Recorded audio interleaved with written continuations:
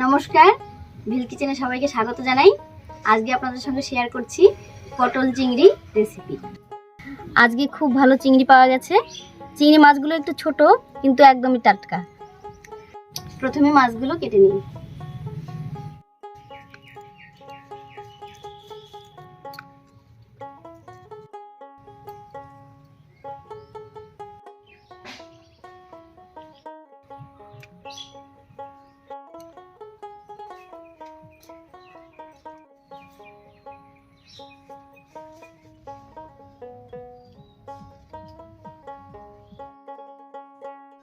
মাছটা বাছা হয়ে গেল। এবার মাছটা ভালো করে ধুয়ে নিয়ে এসে পটল আর টমেটোটা কেটে নিই।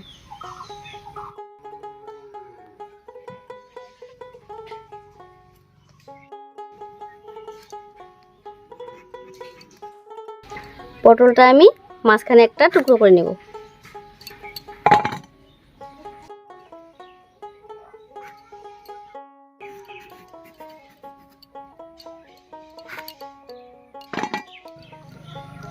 টমেটোটা আমি একদম কুচি করে কেটে নেব।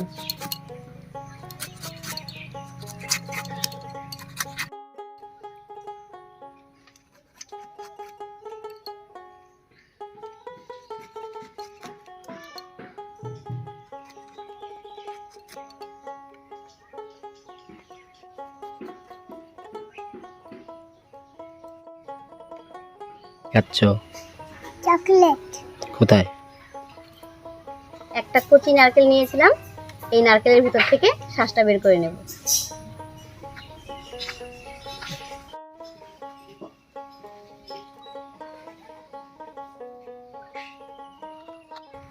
নারকেলের শাঁস, 2 চামচ পোস্ত আর কয়েকটা কাঁচা লঙ্কা একসঙ্গে করে বেটে নেব।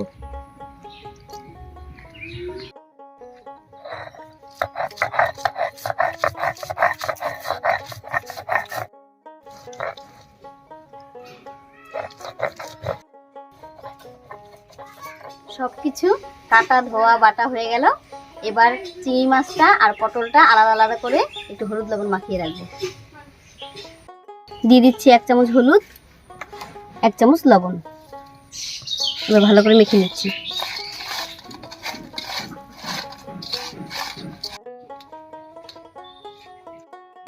এবার পটলটাও হলুদ লবণ দিয়ে মেখে নিচ্ছি। এর মধ্যেও 1 চামচ হলুদ আর 1 চামচ লবণ দিয়ে দেব।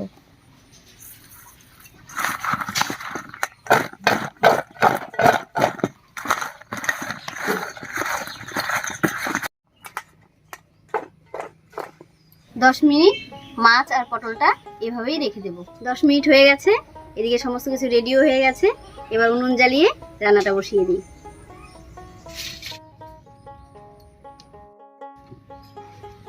কড়ার মধ্যে দিয়ে দেব সর্ষের তেল। এই তেলেই পটলটা ভেজে নেব।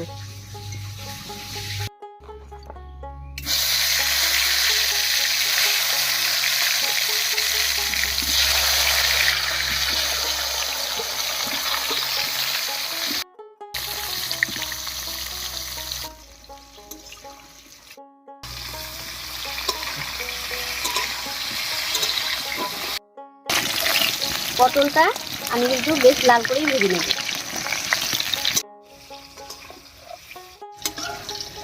পটলটা ভাজা হয়ে গেছে, এবার নামিয়ে নিচ্ছি।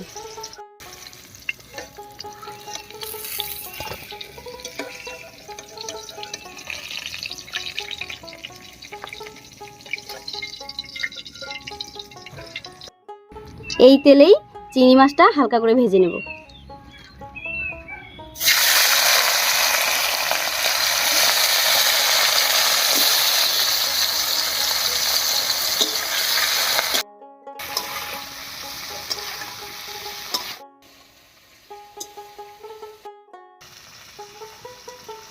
মাছটা ভাজা হয়ে গেছে, এবার নামিয়ে নিচ্ছি।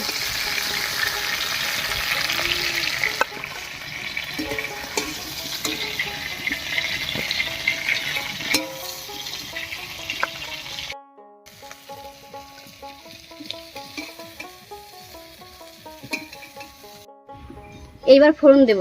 ফোড়নের জন্য কড়াইতে দেব আর একটু সরষের তেল। তেল গরম হয়ে গেছে, তেলের মধ্যে দিয়ে দিচ্ছি গোটা গরম মশলা, এলাচ, দারচিনি আর লবঙ্গ। দেবো 1 চামচ গোটা জিরে।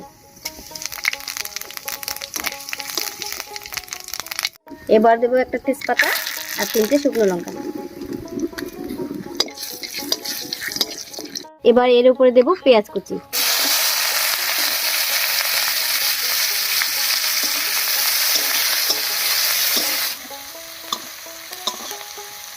এর উপরে এবার টমেটো কুচিটা দিয়ে দেবো।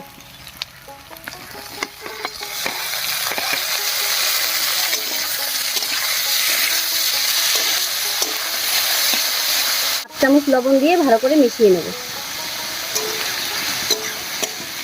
এতে করে টমেটোটা খুব তাড়াতাড়ি গলে যাবে। টমেটোটা গলে গেছে, এবার এর উপরে দেব আদা রসুন বাটা। 2 চামচ মতো আদা রসুন বাটা দিয়ে দিচ্ছি। এবার ভালো করে মিশিয়ে নিচ্ছি। আদা রসুনের কাঁচা গন্ধটা চলে গেছে, এবার আঁচটা একটু কমিয়ে এর মধ্যে কিছু গুঁড়ো মশলা দেব। গুঁড়ো মশলার মধ্যে আমি নিয়েছি 1 চামচ লাল লঙ্কার গুঁড়ো, 2 চামচ জিরে গুঁড়ো, 1 চামচ ধনে গুঁড়ো আর 1 চামচ হলুদ গুঁড়ো। এটা এবার দিয়ে দেব।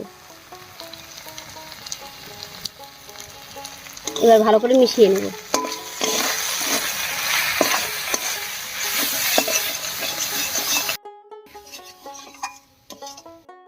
এইবার একটু মশলা ধোয়া জল দিয়ে ভালো করে কষিয়ে নিচ্ছি।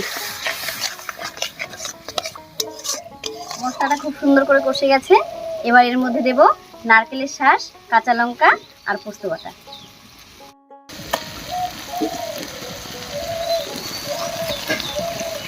এবার মশলার সঙ্গে ভালো করে মিশিয়ে নেব।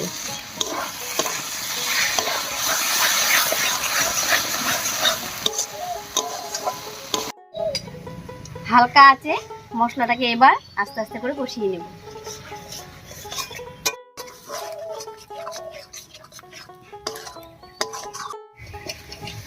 সবকিছু খুব ভালো করে কষে গেছে, এবার দেব জল।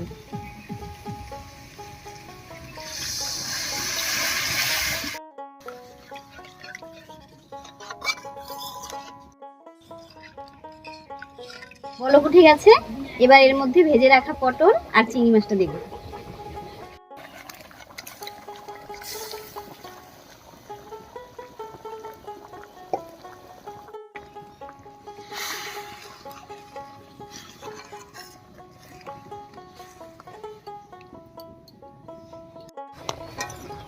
এই অবস্থায় আমি মিনিট 5 খুব ভালো করে জাল করে নেব।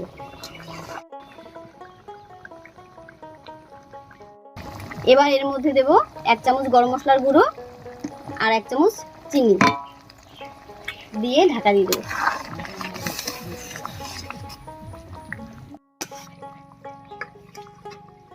হয়ে গেছে, এবার ঢাকা খুলে নামিয়ে নিচ্ছি।